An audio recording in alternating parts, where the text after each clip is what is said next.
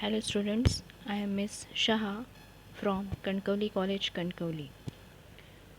Today we'll study about the abiotic factors. These abiotic factors, these are the non-living components of the ecosystem. Now before this you have studied the definition of ecosystem or ecology, that is, it is the study of the interactions among organisms and between the organisms and the physical or that is abiotic environment. That means ecology, it is the study of interactions among the organisms. This is nothing but the interaction between the organism or between the organism and the physical environment, that is the surrounding abiotic factors. Now, what are these abiotic factors? There are four major abiotic factors. First is temperature. Now, this temperature, it is the most ecologically relevant environmental factor. Then, second is water. Availability of water is an important factor affecting the organisms. We all know that water is an important criteria in the environment, also in our life. Then third is the light. It is used for photosynthesis, and also it is the only source of energy for the entire ecosystem.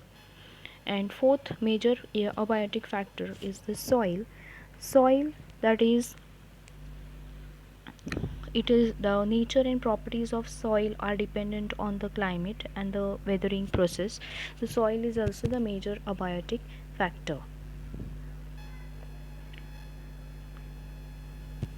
So we'll first see the first major abiotic factor, that is temperature. Now temperature, it is average temperature on land varies from sub-zero levels in the polar areas and high altitudes upwards up to 50 degrees Celsius in tropical deserts in summer. Now temperature, it is the most ecologically relevant environmental factor, and it varies.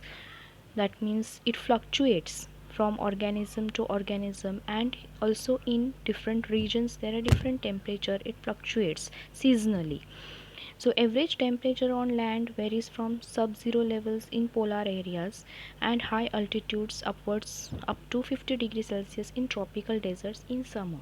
As you know that on earth there is an equator at the center, and two opposite poles, that is the polar regions, they have a negative temperature. That means the temperature is very low in those areas.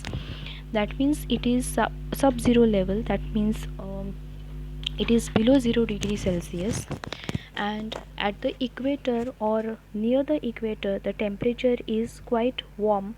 That means it is very hot in those areas, that is at the equator or near the equator.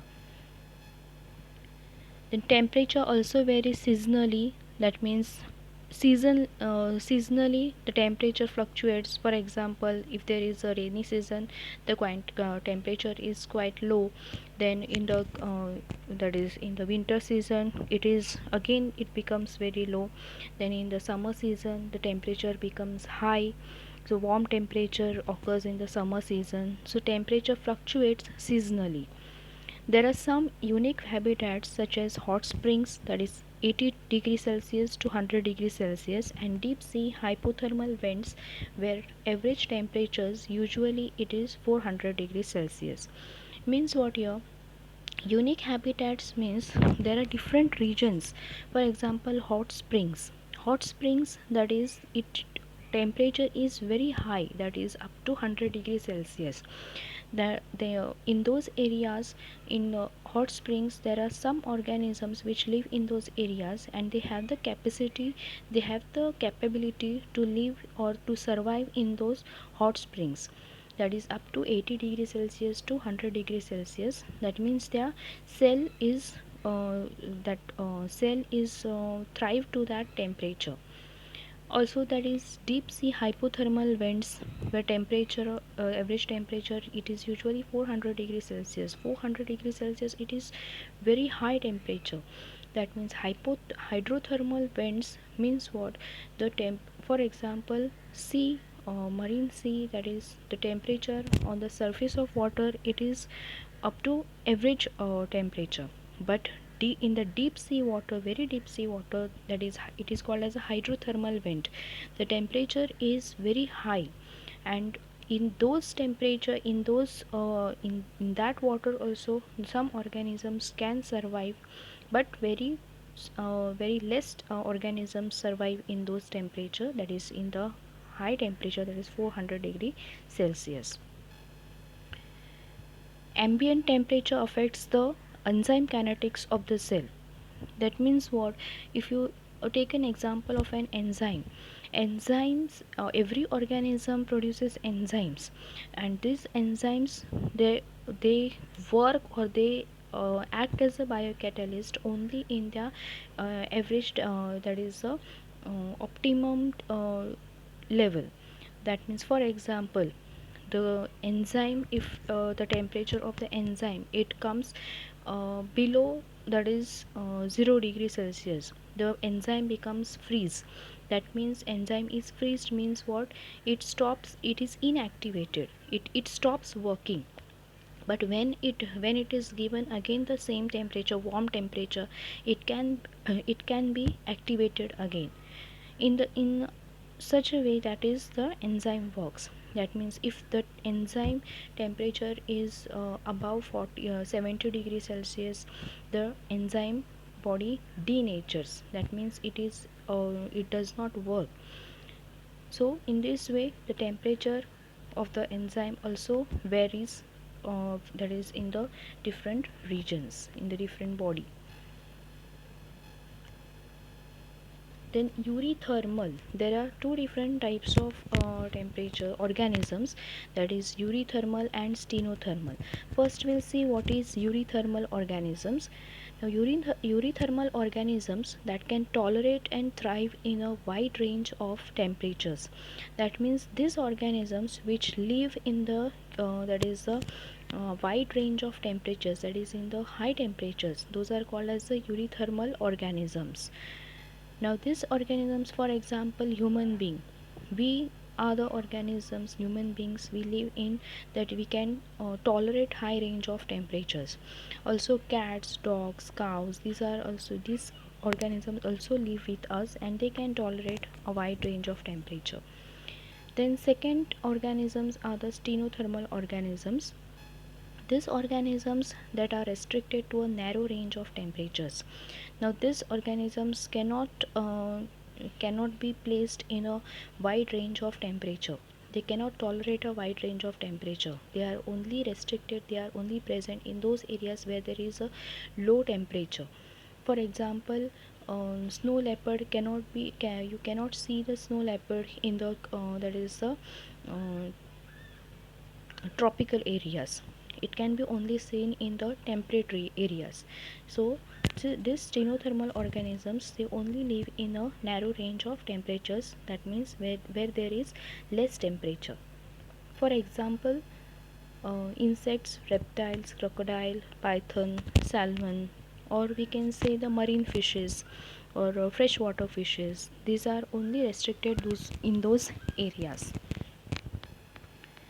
Then next we will see about the water, that is the second abiotic factor is the water. Availability of water is an important factor affecting the organisms. As we know that life on earth originated in water, its availability is so limited in deserts that only special adaptations are required to survive there.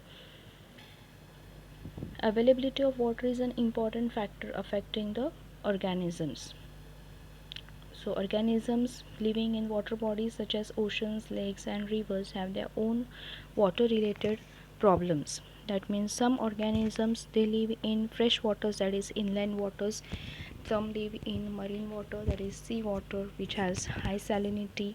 And some water, they have other, that is own water related problems. Then for aquatic organisms, the chemical composition and pH of water are important. For example, in seawater, that is, there are some areas where there is less salinity, there are some areas where there is more salinity. Also, pH varies in such areas, in such water. So, organisms, for those organisms, chemical composition of that water and pH of that water, it is very important. The dissolved salt concentration is less than 5 ppt in fresh waters of stream, lakes and rivers, and 30 to 35 ppt in the seas and oceans. Now, for example, uh, in the freshwater organisms, the salinity of that water is 5 ppt, that is parts per thousand. For example, we can say 5%, that means the salinity, that means concentration of salt in those water, in fresh water, it is 5 ppt, that means it is 5% less concentration of salt. But in the seas and oceans, that is in the marine water, the concentration of salt, that is salinity of salt, it is 30 to 35 ppt, that means 30 to 35%, that means quite more than the fresh waters. It may go up to 100 ppt in some hypersaline lagoons. Now these hypersaline lagoons means, hyper means high and saline means that is the concentration of salt.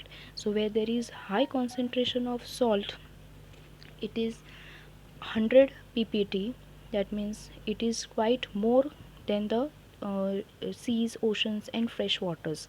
So in those areas, also in hypersaline lagoons, there are some organisms, there are less organisms which live in those areas, and they uh, thrive in that areas. Then as we have seen the uric that is eurythermal organisms and stenothermal organisms. In the same way, we'll see the euryhaline organisms and stenohaline organisms. The first we'll see the euryhaline organisms. Organisms can tolerate for a wide range of salinities.